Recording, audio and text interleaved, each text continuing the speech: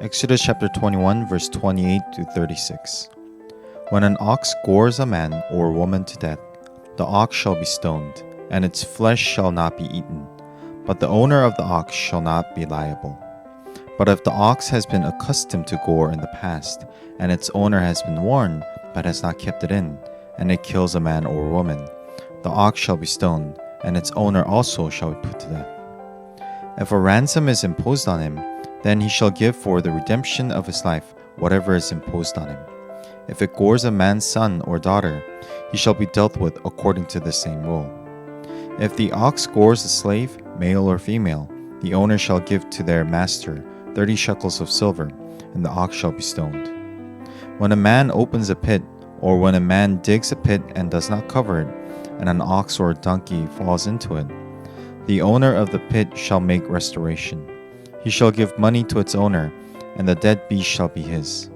When one man's ox butts another's, so that it dies, then they shall sell the live ox and share its price, and the dead beast also they shall share. Or if it's known that the ox has been accustomed to gore in the past, and its owner has not kept it in, he shall repay ox for ox, and the dead beast shall be his. One of the very first commands God gave to us mankind was to be faithful stewards of the world He created. Genesis chapter 1 verse 28 says, "And God blessed them, and God said to them, Be fruitful and multiply, and fill the earth and subdue it, and have dominion over the fish of the sea, and over the birds of the heavens, and over every living thing that moves on the earth." As long as we remain faithful to care for the things God has entrusted to us, our lives remain peaceful.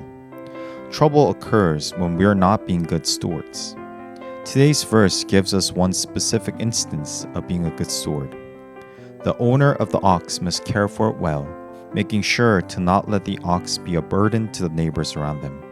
This is just one example that shows us how we ought to care for what we're entrusted with first and foremost, before caring for others around us. This is also a quality of a Christian leadership that God seeks. Luke chapter 16 verse 10 and 11 says, "One who is faithful in a very little is also faithful in much, and one who is dishonest in a very little is also dishonest in much. If then you have not been faithful in the unrighteous wealth, who will entrust to you the true riches?"